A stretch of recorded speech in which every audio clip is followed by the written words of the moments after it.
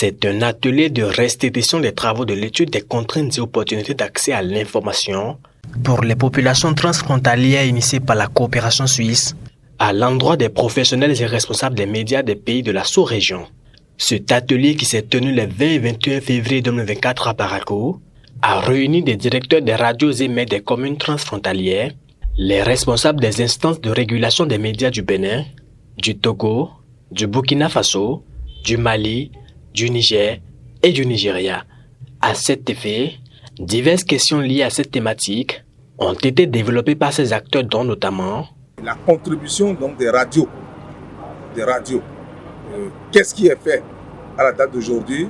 Qu'est-ce que nous pouvons reprocher et quelles sont les actions que nous avons à mener ensemble pour relever ce défi? Et quels sont les acteurs qui sont interpellés pour que nous puissions véritablement relever ces défis communautaires-là. 48 heures durant, ces acteurs ont fait le tour d'horizon de la situation actuelle des radios des communes transfrontalières en partant des défis et aux perspectives.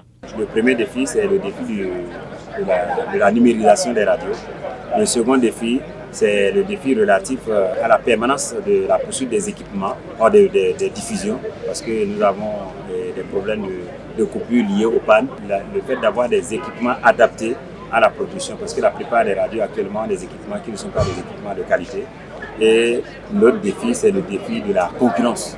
Donc l'ensemble de ces différents défis ont conduit à faire des propositions.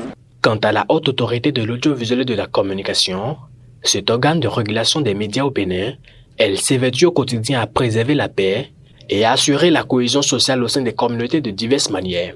Nous faisons tout ce que nous pouvons pour que, au niveau de chaque commune de nos frontières, qu'il y ait une radio. Et nous remercions les partenaires qui essaient de financer ces communes. Nous avons créé le RIAC, qui est le réseau africain, où au moins nous avons 36 pays très actifs. Et puis aussi, nous avons créé le réseau des régulateurs de la plateforme de l'UMOA. Nous, journalistes, c'est nous qui devons être les prophètes. C'est nous qui devons apporter cette paix.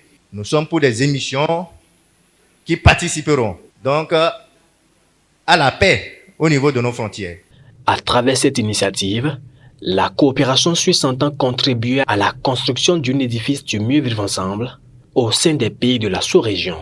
La chef de coopération internationale se réjouit d'ailleurs de l'intérêt qu'ont porté ces différents acteurs à cet atelier. On est vraiment très très heureux de voir l'intérêt que cela a généré et au fond on espère que ce soit vraiment une pierre pour contribuer à construire cet édifice du mieux vivre ensemble. La force d'une communauté se mesure au bien-être du plus faible de ses membres.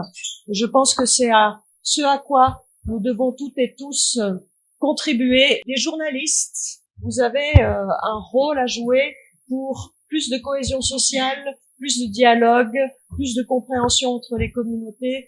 Les travaux de cet atelier ont pris fin sous de bons auspices et les différents acteurs en sont sortis plus motivés à contribuer à la préservation de la paix au sein de leurs différents pays.